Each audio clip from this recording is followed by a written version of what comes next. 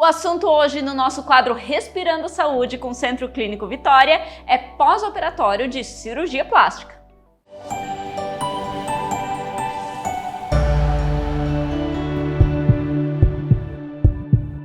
Quem está conosco hoje é a Daiane Berhardt, ela que é fisioterapeuta e vem nos explicar o que é esse pós-operatório de cirurgia plástica e principalmente, né, Daiane, qual é o objetivo? Muita gente não entende qual a importância desse procedimento. Oi, Chay, tudo bem? Então, a importância do pós-operatório de cirurgia plástica é que ele vai tratar e prevenir disfunções ocasionadas pelo procedimento cirúrgico.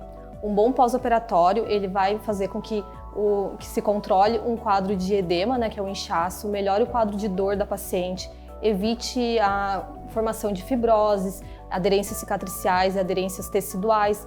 Além disso, também vai controlar o quadro de hematomas, equimoses e também vai prevenir a postura antálgica da paciente, que é aquela postura que ela vai ficando mais contraída, mais encolhida para proteger a cicatriz da cirurgia, né, e para preservar um pouquinho o corpo da dor. E com isso, a longo prazo, acaba gerando dores lombares e também desconfortos quando ela precisa voltar à postura normal. Tem um prazo específico onde se pode começar o pós-operatório? Se eu fiz a cirurgia hoje, por exemplo, eu vou poder começar depois de um período? Isso.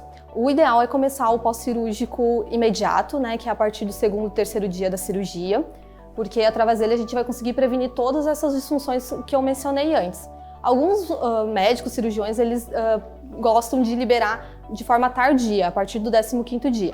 Porém, depois desse período já ocorreu a formação de fibrose, já ocorreu todas as aderências, também já a cicatriz já está num processo já tardio de cicatrização e a gente acaba não conseguindo evitar essas disfunções. O que acontece também desse receio dos cirurgiões de liberar um pós-operatório imediato é o medo de estragarem a cirurgia ou de ocasionar algum outro problema devido às técnicas utilizadas no pós-operatório. Então, por isso a importância de escolher um bom profissional, porque ele vai fazer sim, num pós-operatório imediato, um excelente trabalho, diminuindo o desconforto da paciente, impedindo com que ela tenha outras complicações mais tardiamente. Quais são os principais procedimentos que se faz durante um tratamento do pós-operatório de cirurgia plástica, Dai? Então, geralmente se associa muito o pós-operatório com drenagem linfática manual, porque realmente é uma técnica muito utilizada e muito importante durante esse processo. Porém, a gente tem que fazer uma avaliação da paciente, tem que considerar o tempo que foi feita a cirurgia, o tipo de procedimento, para introduzir outras técnicas, né? No caso das cicatrizes, a gente utiliza o ultrassom. Atualmente eu utilizo menos ultrassom, mas é um recurso que pode ser utilizado, o tape, a mobilização tecidual. Além de tudo isso, ainda tem as orientações, né, que a gente vai passar para a paciente. Na questão da drenagem linfática, é uma drenagem normal, como se eu não tivesse feito um pós-operatório, ou tem algo específico dentro da drenagem de pós-operatório? Então, para começar falando de drenagem, eu gostaria de falar que a drenagem ela não serve para emagrecer, tá? A drenagem linfática ela não emagrece. O que ela faz é eliminar, né, resíduos e líquidos do organismo. Então, não existe dois tipos de drenagem, não existe a drenagem fraca e a drenagem forte. A drenagem ela tem que ser feita com um ritmo, com uma pressão específica, né? Ela tem que ser leve, ela não deixa roxo, não dói. Inclusive, a paciente, na primeira sessão que ela faz, ela já sente o alívio da técnica. Então, é diferente porque tu trabalha na função do pós-operatório, né? Porque ela tem muito líquido acumulado em toda a região que foi feita a cirurgia. Mas, de qualquer forma, ela é feita da mesma maneira, independente da técnica. Se tu vai usar o Leduc, Volder ou o próprio deslizamento, a gente precisa seguir todo o trajeto do sistema linfático e respeitar o tipo de cirurgia. Por exemplo, numa cirurgia de abdominoplastia, a paciente faz o umbigo de novo. Ali onde tem os linfonodos, que são os receptores de todo o líquido que a gente vai enviar, ele é retirado, ele é lesionado por conta da cirurgia. Então, eu não vou fazer uma drenagem drenando para o umbigo, eu vou utilizar outros linfonodos, como os da axilas ou da própria virilha. Então, respeitar o tipo de cirurgia também é muito importante. E sobre as fibroses? Então, a fibrose ela é comum no pós-operatório, é uma forma do organismo cicatrizar, né, aquela lesão que foi feita ali por conta do procedimento cirúrgico. A gente não consegue impedir, mas a gente consegue controlar e evitar com que a paciente sinta muito desconforto, porque no passar, né, das sessões a gente vai desmanchando, né, essa fibrose com técnicas como a mobilização tecidual, que ela também tem uma pressão específica, ela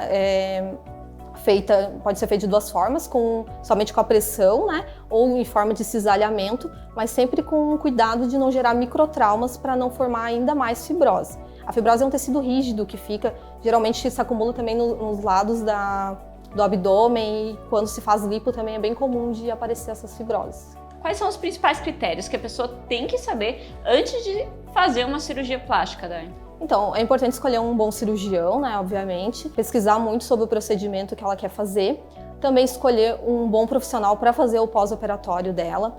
E além disso, ela tem que ter consciência que depois que ela fizer o pós-operatório, ela vai ter que seguir cuidados. Então é importante saber o tempo que ela vai precisar para voltar ao trabalho, o tempo que ela vai precisar, por exemplo, para pegar o filho no colo, porque é comum que as mães, né, esperem um pouco depois de um parto para fazer a cirurgia. Porém, ela vai ficar alguns dias sem poder pegar o filho no colo. Isso é uma das reclamações que eu escuto muito, né? Eu não tô podendo pegar o bebê.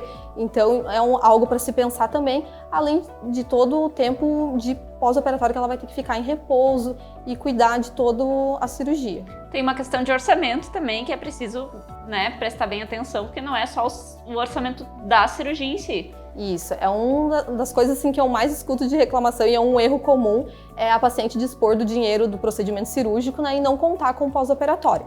Vai precisar de um orçamento para deslocamento, para as revisões, para medicação e também para realizar o pós-operatório. E às vezes esse pós-operatório ele sai um pouco mais alto do que a pessoa prevê, né, do que a pessoa previa. E não dá para economizar no pós-operatório, não dá para procurar valor, porque ele vai influenciar totalmente no resultado final da tua cirurgia. Então vale muito mais a pena tu pagar um pouco mais caro e fazer menos sessões do que fazer um pós-operatório mal feito e ainda ficar com complicações. Por exemplo, eu não gosto muito de fechar sessões de pós-operatório, porque às vezes a paciente vai precisar de menos 10 sessões, às vezes ela vai precisar de 12, então não tem a necessidade de fechar pacotes inteiros, né? Apesar que a drenagem linfática é sempre bom fazer, mas o pós-operatório em si, às vezes tu consegue dar alta para paciente antes de encerrar um pacote, por exemplo. Muito bem, então para quem está pensando em fazer a sua cirurgia plástica, aproveita as dicas aqui da Daiane do Centro Clínico Vitória.